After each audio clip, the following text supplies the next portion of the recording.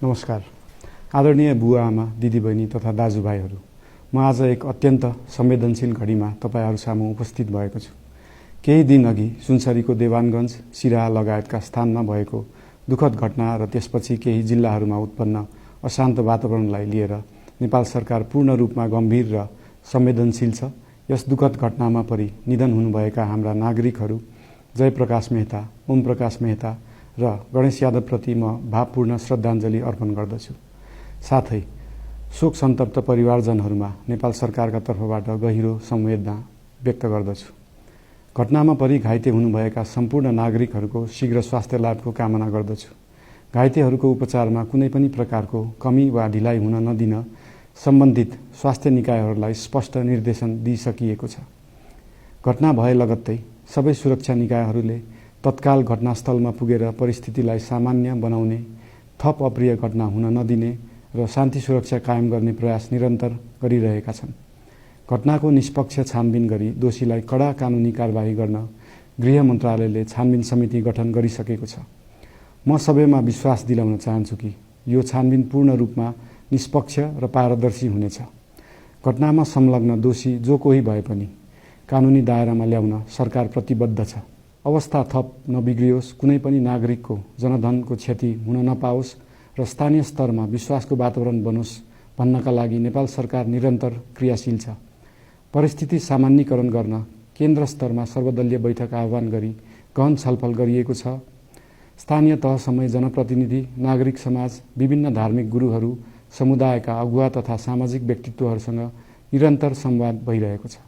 स्थानीय स्थितिको प्रत्यक्ष अनुगमन गर्न, पीडित पक्षसँग संवाद गर्न र शान्ति सुरक्षालाई थप सुदृढ बनाउन गृहमन्त्री स्वयं सो स्थानमा पुगिसक्नु भएको छ। साथै देशको समग्र शान्ति सुरक्षाको अवस्थाबारे गम्भीर समीक्षा गर्न राष्ट्रिय सुरक्षा परिषदको बैठक बसी परिस्थिति अनुसारका आवश्यक निर्णयहरू समेत गरिसकिएको छ। यस्तो संवेदनशील घडीमा सामाजिक सञ्जाल वा अन्य माध्यमबाट असत्य, अपुष्ट सूचना, अफवाह, घृणा फैलाउने सामग्री वा समुदायबीच वैमनस्य बढाउने अभिव्यक्ति प्रचार प्रसार नगराउन अनुरोध गर्दछु। साथै सरकारी निकायहरूबाट जारी भएका आधिकारिक तथ्य र सूचना मात्र विश्वास गर्न विशेष आग्रह गर्दछु। प्रत्येक नागरिकको जीवधनको रक्षा गर्नु, सामाजिक सद्भाव जोगाउनु र समाजमा शान्ति कायम राख्नु राज्यको सर्वोच्च र प्राथमिक दायित्व हो। आगामी दिनमा पनि राज्य थप सतर्क र संवेदनशील रहनेछ। प्रत्येक नागरिकको जीवन सुरक्षाका लागि सरकारका सम्पूर्ण संयन्त्रहरू अहोरात्र खटिनेछन्।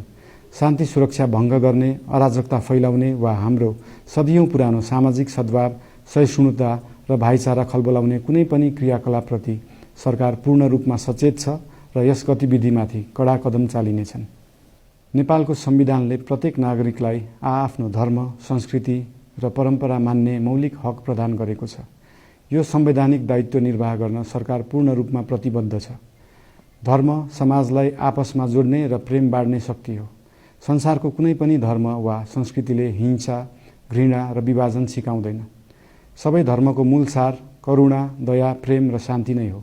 देशको कुनै एक स्थानमा भएको अनपेक्षित र दुःखद घटनालाई लिएर कुनै सिङ्गो समुदायलाई आरोपित गर्नु र देशका अन्य भूभागमा समेत त्यसको प्रतिशोधको आगो फैलाउनु कुनै पनि दृष्टिकोणबाट न्यायोचित वा न्यायसङ्गत हुन सक्दैन। आदरणीय बुवा आमा, दिदीबहिनी तथा दाजुभाइहरू, हाम्रो इतिहास साक्षी छ कठिनभन्दा कठिन र अप्ठ्यारो परिस्थितिमा पनि आपसी एकता, सहिष्णुता र विवेक नै हाम्रो सबैभन्दा ठूलो शक्ति बनेका छन्। हामी सबैले जिम्मेवार नागरिकको भूमिका निर्वाह गर्दै यो सुन्दर र शान्त नेपाली आकाशमा मडारिएको अशान्तिको बादल हटाउनु पर्नेछ। हम आम नागरिक, नागरिक समाज, धार्मिक समुदाय, सब आदरणीय अगुवा, सब राजनीतिक दल आ जिम्मेवार संचार के माध्यम सबके धैर्यता आ संयमता अपना के शांति, सद्भाव, भाईचारा आ राष्ट्रीय एकता कायम राख के लेल सरकार के तरफ से हार्दिक अपील कर रहल छी। धन्यवाद।